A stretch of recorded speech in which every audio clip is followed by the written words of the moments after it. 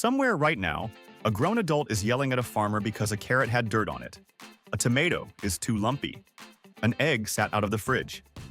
These are real complaints from real farmers markets, and the wild part isn't that people are rude. It's that they're confidently wrong about what actual food is supposed to look like. Let's get into it. 1. Let's start with the complaint that haunts every tomato grower in America.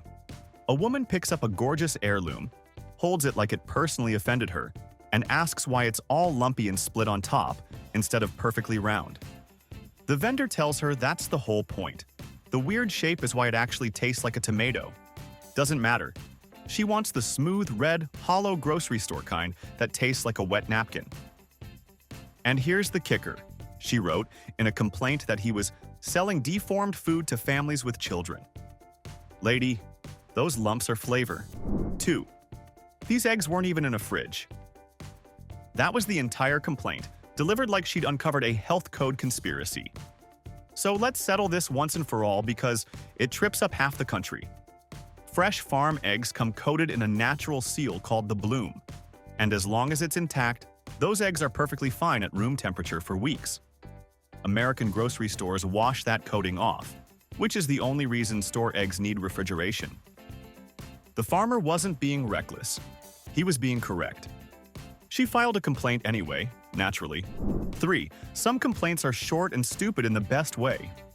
A guy stared at a basket of carrots, picked one up and recoiled because it still had dirt on it. They came out of the ground that morning. Where exactly did he think carrots lived before this moment? A factory? A clean little carrot hotel? The farmer didn't even argue, just slid a paper towel across the table without a word.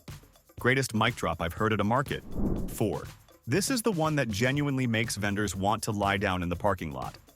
A man demanded to know why the strawberries were only out for 2 lousy weeks, accusing the farmer of fake scarcity to pump the price. The concept of a growing season had apparently never reached him. But the store has them in December, he kept saying. Yeah, because those are shipped 2,000 miles and bred to survive the trip, not to taste good. Quick question for you watching. When did we collectively forget that fruit grows on a calendar? 5. A woman bought a jar of raw honey, came back a week later, and accused the beekeeper of cutting it with sugar because it had gone thick and grainy. Here's the thing she refused to hear. Raw honey crystallizing is completely natural, and it's actually proof the stuff hasn't been blasted with heat and filtered into syrup. Warm the jar in some water and it melts right back. He offered to show her on the spot. She declared it fake, threatened to report him, and walked off still holding the jar she somehow never paid for. 6. Now picture a flower stand on a Saturday morning, peonies everywhere, gorgeous. A customer buys a bouquet, and 3 days later she's back, furious, demanding a refund because the flowers died. They're cut flowers, severed from the plant. That's the deal you signed up for. She swore the supermarket ones lasted 2 weeks, which, fine, that's because those get sprayed and shipped half asleep so they open slowly. But she didn't want biology. She wanted immortality from a $4 bunch of peonies. 7. Here's one I actually side with the customer on a little. And I want to know where you land. A guy got loudly annoyed that a cheesemaker only took cash.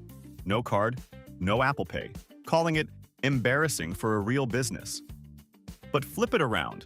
A lot of these stands are tiny one-person operations clearing a couple $100 on a good day, and card fees nibble straight out of margins that are already paper-thin. Cash is survival. So who's the unreasonable one here? The vendor protecting his pennies or the guy who left empty-handed on principle? 8. A customer returned a loaf of artisan sourdough, demanding his money back because it had holes in it. Big, open, airy holes. The exact thing bakers chase for years to achieve. He genuinely believed he'd been sold bread with pieces missing. The baker explained that open crumb means the dough was fermented properly, that those holes are the gold standard. The guy wanted something solid and squishy, like a normal sandwich. Pearls before swine, honestly. 9. Then there's the apple guy. He pushed past the farm stand apples, calling them old and dull, because they didn't have that mirror shine he trusts from the store. So let me ruin something for you forever. That supermarket shine is frequently a coat of food-grade wax, sprayed on to look pretty and slow down moisture loss. The dull farm apples were just clean, honest, and unpolished. He stood there, convinced the waxed ones were the healthier pick, lectured 2 other shoppers about it, and bought absolutely nothing. 10. Here's a personal favorite in the audacity department. A woman demanded a goat cheese maker prove the goats are treated well. Then, in the very same breath, called $8 for a small log of Chevry highway robbery. What she skipped right over is that goats give a fraction of the milk a cow does, and turning that milk into aged cheese is brutal, hands-on, hours of work labor. That little log is somebody's whole morning.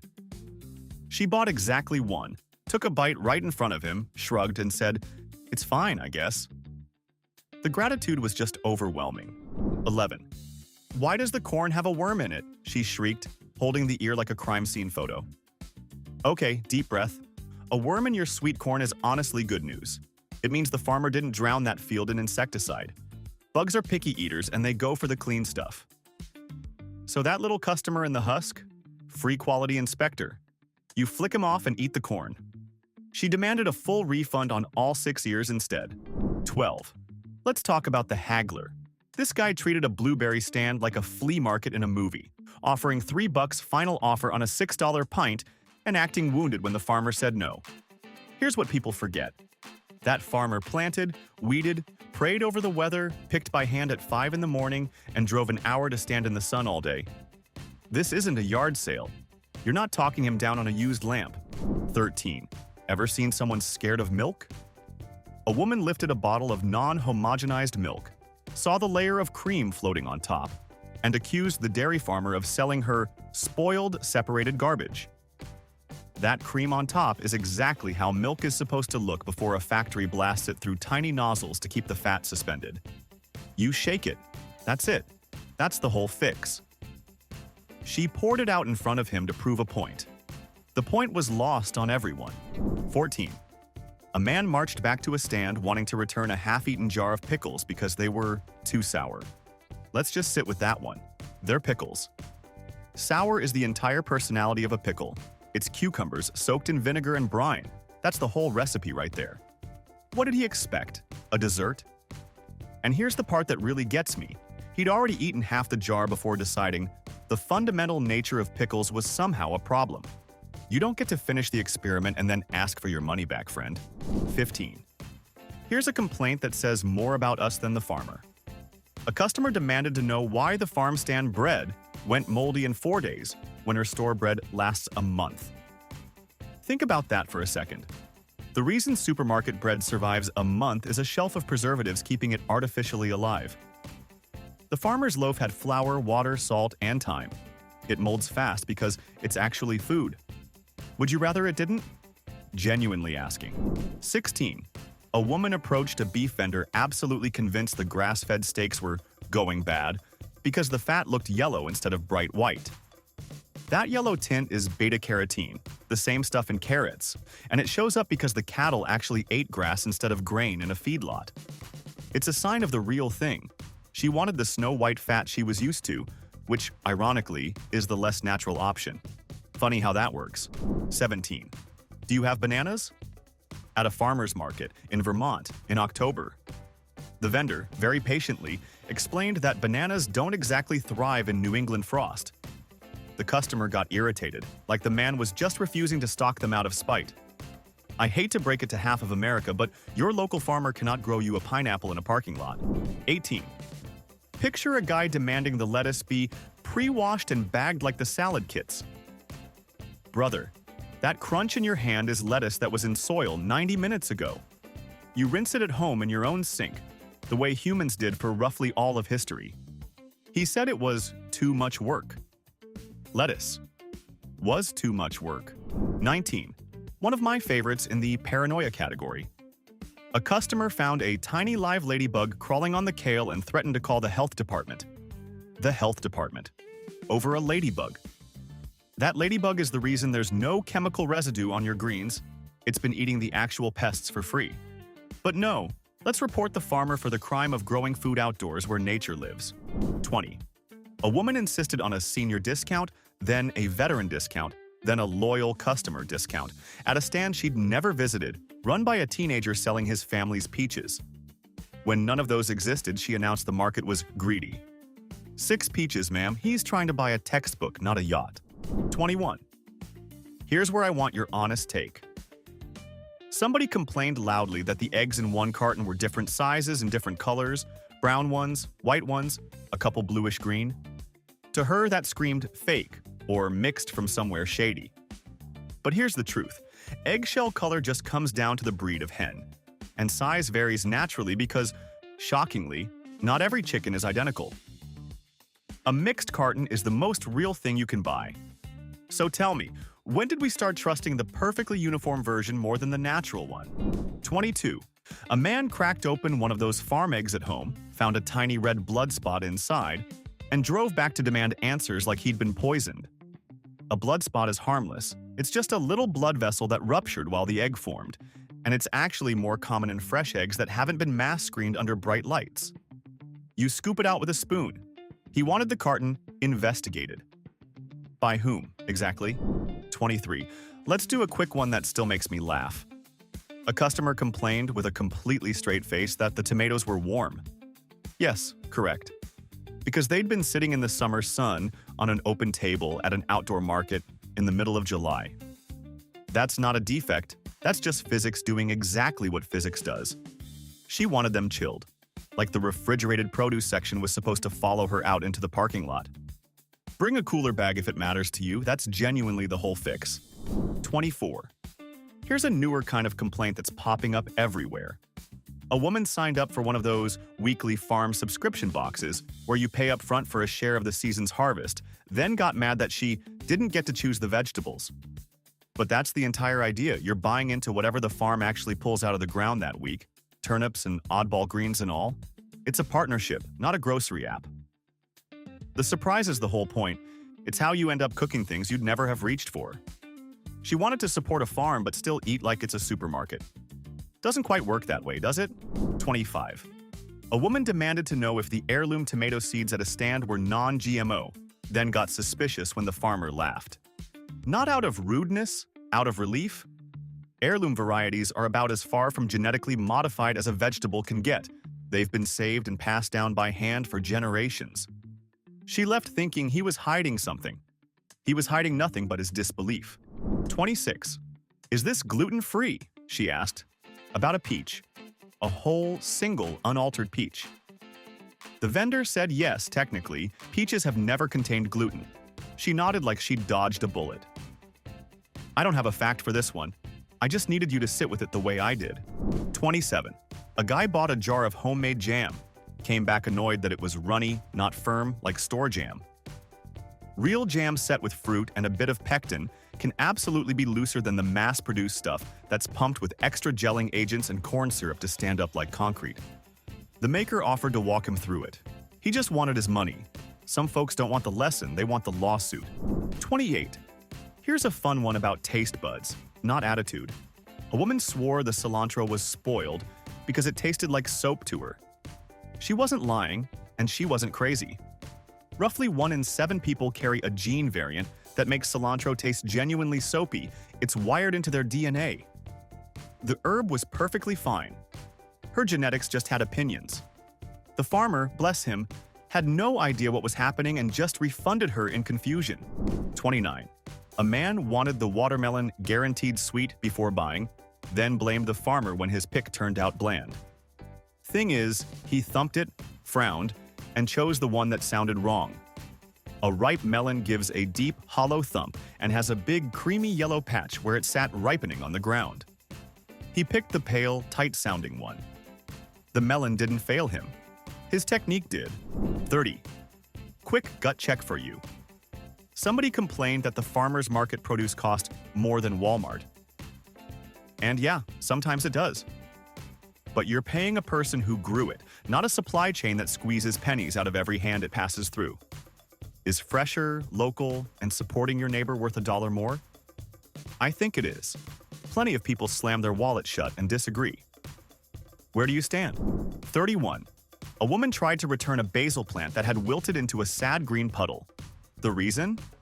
She'd left it in a closed car in 90-degree heat for 4 hours. She blamed the plant. The plant did not lock itself in the car. The plant has no thumbs. The plant is innocent. 32. This complaint comes up every single weekend somewhere. Why are there so many bees around the fruit stand? Because miraculously, bees like sweet ripe fruit, the same as you. They're not there to attack you, they're there for the peaches, and they're also the entire reason those peaches exist in the first place. No bees, no fruit. But people swat and shriek and demand the vendor do something about them. Do what? Fire the bees? 33. A guy returned grass-fed ground beef, furious that it was tough and dry after he cooked it to the texture of a hockey puck. Leaner grass-fed beef cooks faster and dries out quicker than the fattier grain-fed stuff. You've got to pull it off the heat earlier. The information was free.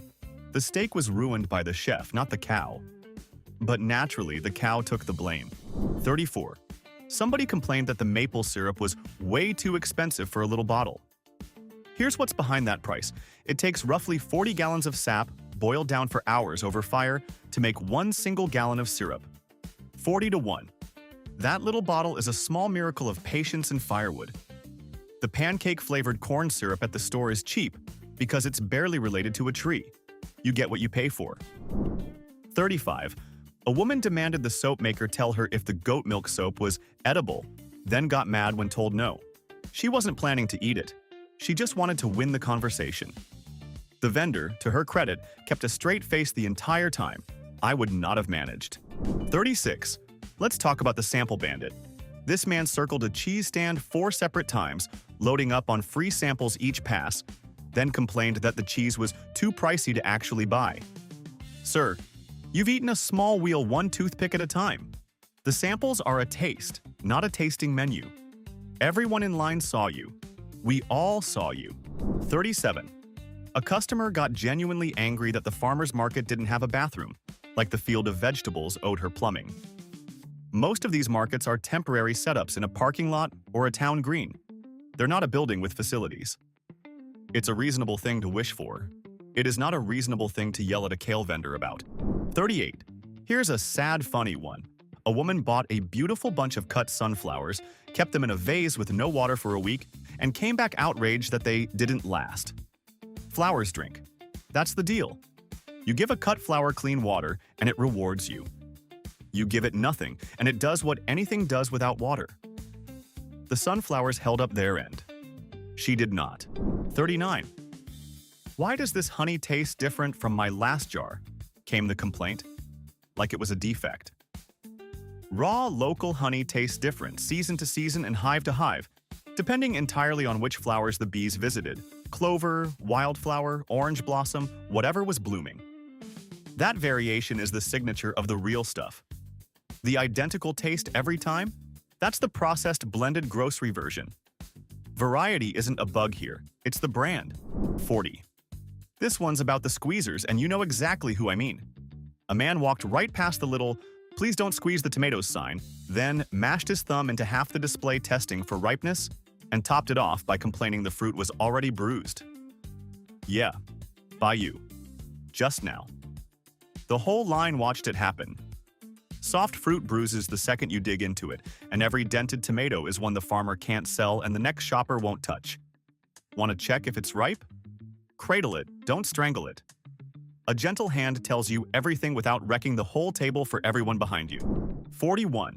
Somebody complained that the carrots were weirdly small and twisty compared to the giant uniform ones at the store.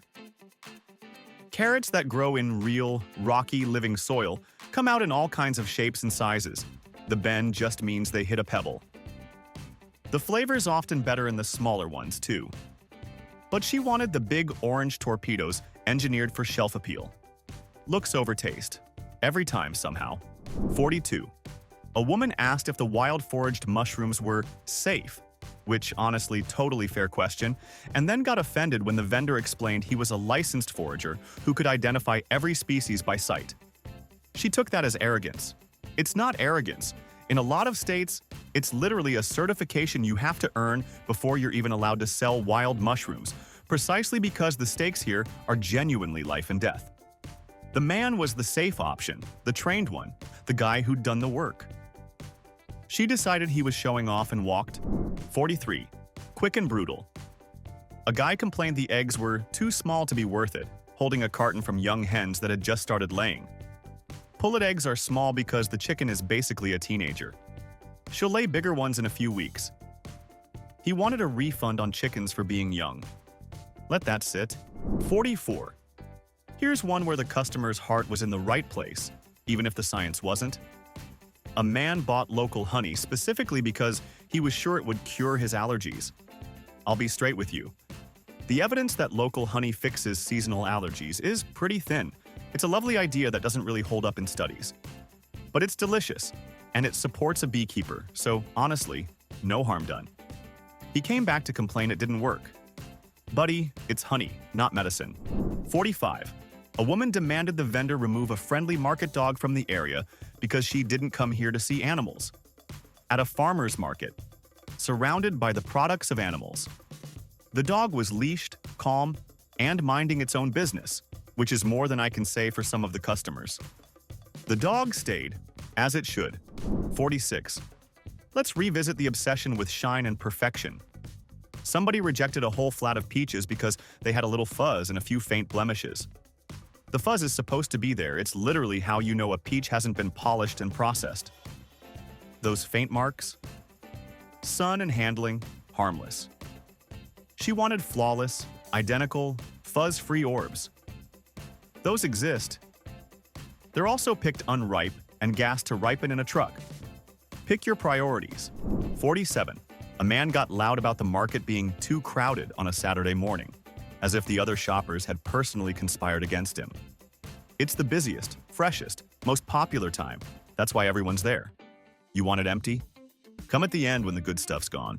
Can't have the peak hour in the empty aisle. That's not how anything works. 48. Here's a tender one. An older gentleman complained that the tomatoes don't taste like they did when he was a kid. And you know what? He's not wrong, and it's not nostalgia.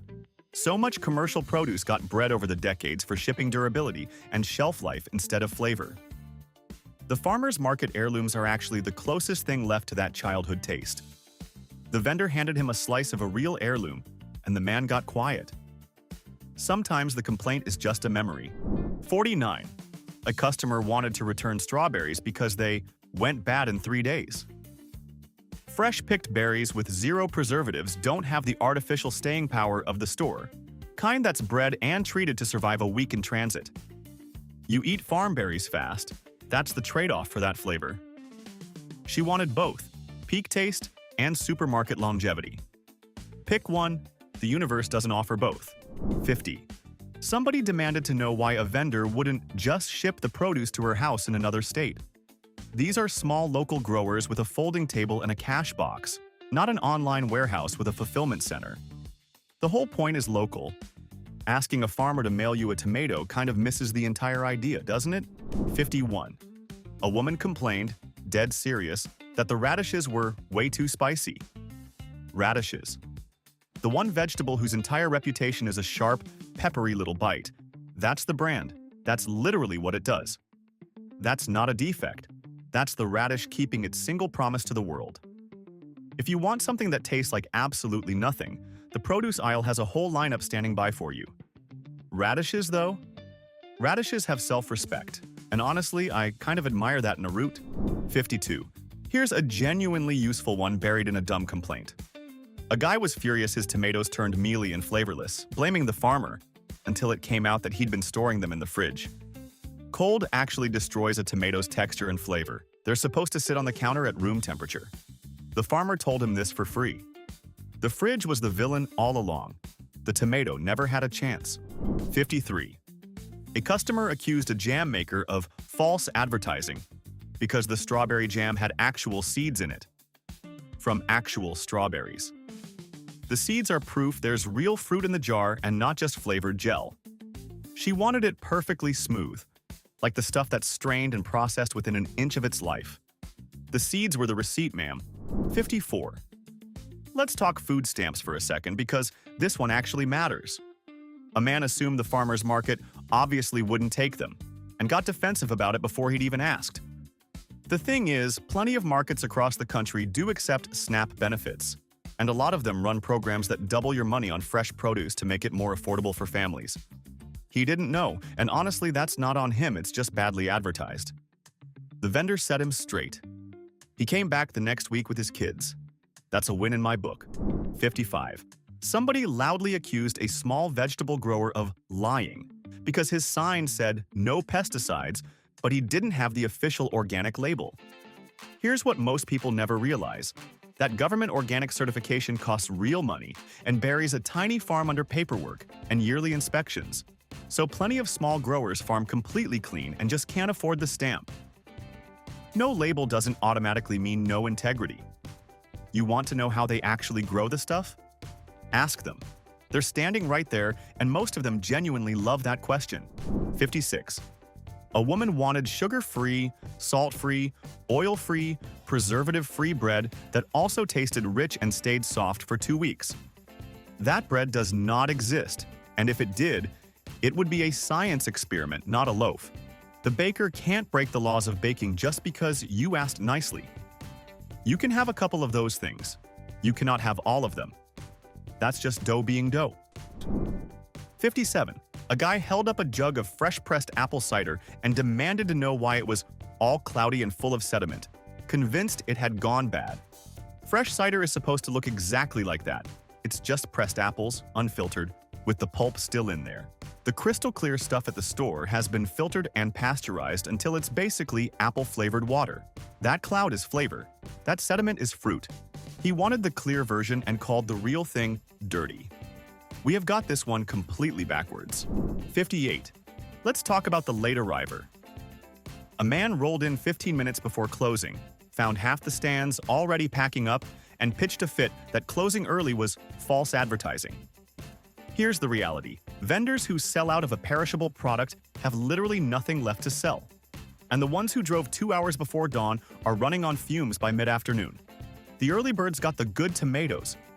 That's not a conspiracy against you. That's just the reward for setting an alarm. Come earlier next time, the best stuff disappears fast. 59. Let's get into mob mentality for a second. A man started a whole pile-on, getting 2 other shoppers to agree the prices were a rip-off, loudly in front of the line. Here's what bugs me about that. It's easy to be brave in a crowd and trash someone's livelihood for a thumbs up from strangers. That farmer's standing right there, hearing every word. Disagree with the price, sure, just walk away quietly. You don't need an audience to skip the peaches. 60. A woman demanded a refund on flowers because the color wasn't as vivid as the photo online. There was no photo online. This was a card table with a bucket of zinnias. She had confused the local flower farmer with an entire e-commerce operation, complete with a marketing department. He had a handwritten sign and a smile. The standard some people arrive with, I swear. 61. Here's a wholesome twist to balance the chaos. A regular complained, jokingly, that a vendor's heirloom tomatoes had ruined grocery tomatoes forever. For her, she literally couldn't go back. That's the kind of complaint a farmer frames and hangs up. Once you taste the real thing, the watery red imposters at the store genuinely stop cutting it. Best complaint on this whole list, if you ask me. 62. A man insisted the eggs were expired because there was no printed sell-by date stamped on each shell. Fresh-laid eggs from down the road don't roll off a conveyor with ink on them. The farmer can just tell you they were collected that morning. The stamp is a factory thing, not a freshness thing. He trusted the ink more than the actual fresh egg in his hand. That's where we are, folks. 63. Somebody got bent out of shape that the apples weren't all the same variety in one bag. A few galas, some Honeycrisp, a couple he didn't recognize. A small orchard grows what a small orchard grows, and a mixed bag means you get to taste the range. He wanted uniformity, that grocery store sameness where every apple is a clone of the last. Variety used to be the whole appeal. Now it reads as a defect to some people. 64. We'll wrap the list with the complaint that quietly sums all of this up. A woman looked over an entire stand of gorgeous, imperfect, real food. The lumpy tomatoes, the dirty carrots, the cream-top milk, the seedy jam, and sighed, why can't it just be like the store? And that, right there, is the whole problem in one sentence. The store trained us to expect perfect, polished, identical, and forever fresh, none of which is real. The farmer's market is what food actually looks like. Maybe the complaint isn't about the farmer at all. Here's the part nobody admits. The grocery store didn't just sell us food, it quietly taught us that real food is defective. So here's my honest question, and I want a straight answer below. If you put a waxed, perfect supermarket apple next to a dull, real farm apple, which do you grab first? Be honest, your gut already picked one. Drop it in the comments, then like and subscribe.